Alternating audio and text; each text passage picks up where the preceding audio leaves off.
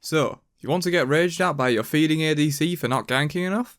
Well then, being a jungler is for you. So as you've probably seen from the title, this is a comprehensive guide to the jungle role for Smite Season 5. You guys seem to really enjoy the solo lane guide that I did, so I decided to take a crack at doing the jungle as well. Hopefully you guys enjoy it. Let's get right into it. I've split the guide up into smaller sections that we'll cover individually. First up, we'll cover the basics of the role, then your role in the game and your team comp, the jungle's layout and mapping, gods and items, farming, pathing and efficiency, ganking, and then finally team play and late game team fighting. As always, I'll leave timestamps on screen and in a pinned comment for those who want to skip past certain bits. If you already know the basics, like the layout of the jungle and your role, then I'd advise skipping to the gods and items section. But for those entirely new to the role, the first 3 sections will be really useful for you. Okay, let's kick it off with the basics of the role. So, for those of you new to Conquest or Smite in general, the jungle might confuse you, but hopefully after this video you'll be destroying noobs with your mad jungle skills. So, at a very basic level, the jungler is the player that mostly patrols the jungle, aka the area between the lanes. The jungler controls this area and gains golden experience from killing the jungle monsters located there. We'll get further into the layout and what's in the jungle further into the guide, but we have some other stuff to cover before that. Moving on to your role in the game. The jungler fills a very different role than your typical laner would. Of course, in Conquest you have 4 people covering lanes for the most part, whereas the jungler mostly resides in the depths of the jungle. As the jungler, you have no specific lane to cover. You'll be roaming around, ganking and pressuring lanes that need it in order to get your team ahead. The jungler can very often dictate the flow and pace of the game more than any other role, and you can use this heavy influence on the game to get your team ahead. I like to think of the jungler similarly to the way I think of the support. You're often there to help your team and ensure you're there when you're needed. Of course you need to think about yourself as well in terms of farm and things, but you'll often be assisting teammates quite a bit. This of course depends on what god you're playing and your general playstyle, though the jungler can absolutely carry a game when played right. Moving on, let's talk about the map and the jungle layout for a bit. I'm sure a lot of you are already familiar with the layout and what's in the jungle, but for those new to Conquest, this area here is all classified as the jungle. There are a number of different jungle camps and buffs to kill for golden experience. On your side of the map there are 4 buff camps that drop important buffs to your team. You'll probably know some of them from other game modes and the like. First up, right at the back of the map there's your speed buff. This is arguably the most important buff on the map as it gives you additional movement speed to get to other jungle camps and lanes faster. As you probably gathered, this buff goes to you. Next up, on the same side of the map as your speed, there's the blue buff. This gives mana regen and cooldown reduction and goes to the solo laner. The other 2 buffs are on the other half of the map. There's the red buff, which provides extra damage and power. This usually goes to the mid laner, but is sometimes taken by the ADC as well.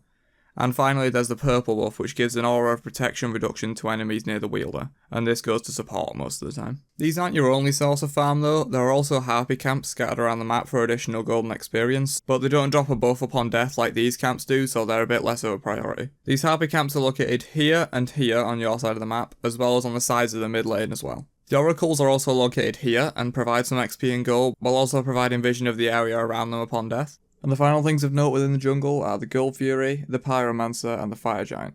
The Gold Fury is located here and gives your team a large bonus to golden experience when killed. The Pyromancer is located here and provides some XP and gold when being killed, as well as provides a speed bonus aura to your fountain whenever you walk out of it, giving you extra movement speed. And finally, the big boy of Conquest, the Fire Giant. Upon being killed, this gives a team-wide buff of power and extra regen of mana and health. All 3 of these objectives are very hard to take down and you won't be able to solo them most of the time, they'll need to be a team effort. Alright, moving on to gods and items. As a jungle god, there are 3 key things you need. Good damage, fast jungle camp clear, and mobility. Assassins by nature have all 3 of these qualities, which is why they're an ideal pick for the jungle role. However, the jungle is open to a huge array of different gods, probably more than any other role. Of course, as I mentioned, there's assassins, since they are designed to fit the jungle role. Every assassin works great as a jungler. There are a few warriors who work specifically quite well as junglers, including Achilles, Odin, Osiris, Raven, and Cuchulainn. Others can work too, but these are the premier 5 that work especially well. A few guardians also work, namely Athena, Cabrakan, Ymir, and Artio.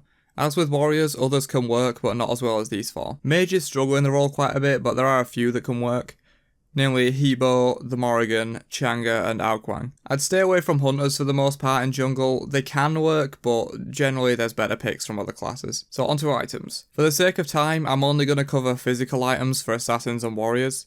Mages are built pretty much the same as they are in mid, so you should be fine with that, and Guardians are built like Bruiser, kind of like they are in solo. So I'll cover starting builds first.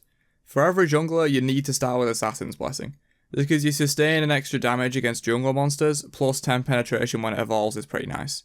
You'll be left with 800 gold after that, which you can kind of do with what you want. Most of the time, you'll want a tier 1 item and some potions. How you do this depends on your god and your playstyle though. This could be something like a tier 1 Heartseeker or a tier 1 Jotun's Wrath, or you could just go with tier 1 boots for the extra movement and then spend 300 gold on potions. It's really up to you. So after starting builds, you need your boots. You have two options in my mind as a physical jungler, those being Warrior Tabby and Talaria boots. This is really a choice you need to make based on your god and your situation. Talaria boots give significantly more movement speed, 7% more than all the other boots, and also 20% out of the fountain that lets you get back to farming or ganking faster. Warrior Tabby on the other hand offers 40 power, which is a huge spike early on in the game. Talaria only offers 10 power in comparison, so take your pick if you want more damage or more speed and utility.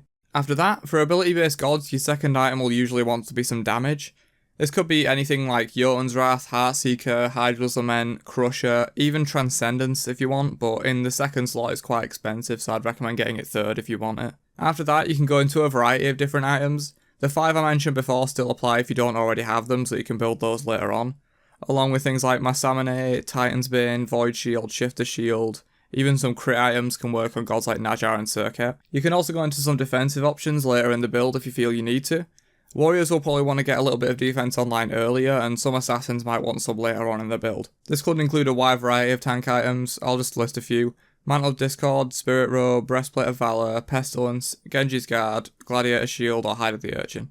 Shield of Regrowth is also worth a mention here on certain gods with good self-heals like Thanatos or Camazotz. Here's a full build example that I might go for on a typical ability-based assassin like Susanoo or Ratatoskr or Thor or something, just for those of you that want a quick and easy build that'll work well. On any basic attack-based assassins like Bakasura, Mercury or Kali, their build differs quite a bit and they'll need a lot more attack speed and either kin size or crit in the case of Mercury.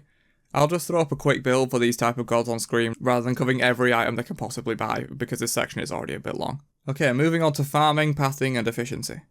A huge part of jungling is farming the jungle camps for XP and gold. If you don't farm correctly and efficiently in the jungle, you'll fall behind. You don't get spoon-fed 6 minions every 30 seconds like everyone else, you gotta work for your living. When farming in the jungle, it's highly important to min-max your time and ensure you're doing something useful every second of the game. This might sound a bit daunting, but I basically just mean don't stand in a lane staring at someone doing nothing. That gets you nowhere. You need to make sure you're taking the most efficient path to everywhere you need to go as well. There's no point in taking a side road when you could just take the quickest route possible and get to where you need to go. It might sound trivial, but it adds up over the course of a 20 or 30 minute game, and all those extra small bits of time you wasted could have been an extra gank or an extra jungle camp take and things like that. The same thing applies to recalling. You also waste time when you're recalling, so don't recall unless you have a specific reason to. If you're on 10% HP or you need to finish a tier 3 item, then go ahead and recall. But don't recall on 90% HP and full mana just to buy a mace, it's not worth the waste of time doing it. These little things are how you get incremental leads on the enemy jungler that eventually become bigger leads, and before you know it, you're 2 levels up on them and stomping everyone just because you farmed better. With the changes to the Season 5 jungle, there's nearly always something up to farm on the map, so you got no excuse to sit around in a lane doing absolutely nothing. I'll just quickly mention where you need to be at the start of the game, but be aware that this will change a lot and might not be the same by the time you watch this guide. But as of the recording, the jungler starts at their own speed buff, clears that, sometimes with the help of the mid laner, and then moves on to do other camps like harpies and blue buff, etc. Invading and counter jungling are also worth a mention in this section too. Sometimes your own stuff just isn't enough for you, you need more stuff. In that case, go steal some from the enemy jungler. This is a very risky strategy as you're in the enemy territory for a while killing their stuff, and they may respond if they see you doing it. Getting some deep wards in the enemy jungle is great for invades as you can kind of track enemy movements and infer whether their buffs are up or down so you know what you're going into. For example, if you just got your speed and you've seen the enemy jungler on the other side of the map for a while, there's a good chance his speed buff is probably up, so you might be able to go and invade that. Deep wards can also help spot out enemy rotations so you can safely get out if they do come for you. Small tip, invading someone's speed buff tilts the fuck out of them, so if you can get back there and take it, you're at a big advantage. Just be careful as you're super deep back there. So now we've covered farming, let's cover ganking. Farming and ganking are the two pillars of the jungle role. Both are equally important in different ways. As a jungler, you'll be needing to gank lanes to assist your teammates and get them ahead. A jungler who does nothing but farm all game is effectively useless. How often and what time you gank depends on your god. More early game control focused gods like Thanatos, Ratatoskr or Fenrir will want to gank early and often. Don't compromise your farm for this of course, but if there's an opportunity to get a good gank in, you should seriously consider doing it. Mid-game focus gods like Thor, Serket or Daji will need to balance their farm versus their ganks effectively in order to hit their power spikes quickly. Once they hit their power spikes and get some stuff online, they can gank hard in the mid-game and snowball their team. Whereas more late-game focus picks like Kali or Mercury will want to focus a bit more than your typical jungler on farming and only pick fights they know they can win in the early game. This is how they can get fed and stomp the enemy team late game. Wards come into ganking as well. You need to know common ward spots so you can attempt to avoid them on your gank routes. If the enemy has wards and they think they're safe, show them they're wrong. Gods with semi-global or global ultimates can really exploit this feeling of safety, like a god like Thor or Ratatoska can simply ult over enemy wards and just dunk down, making for a super effective gank that no one expected. You can also use wards in order to spot out enemy rotations to make your ganks more effective.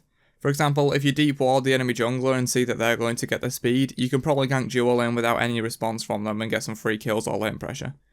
Knowing where the enemy jungler is gives you a lot of room to make plays off of that knowledge. Alright, let's round out the guide with a bit about teamfighting. I'm going to be approaching this section assuming you're playing an assassin or a heavy damage based warrior. If you're playing a different class, you need to adjust your playstyle accordingly. Like, you won't be doing the same things as a Thor if you're playing Chang'e jungle, for example. So as an assassin, your job is mostly to get in, fuck shit up, and get out as quickly as possible. You're often very squishy, and once you blow your cooldowns on killing someone, you're left quite exposed. Try to manage your resources and pick your targets wisely in order to keep yourself safe while also dishing out some major damage. You don't always have to all in someone and go for a kill. I see a lot of people making this mistake when they're playing an assassin, like they dive in and dump literally everything they have on the enemy mage, only to realise they had beads and Aegis up, and then they're just left to die because they used everything immediately.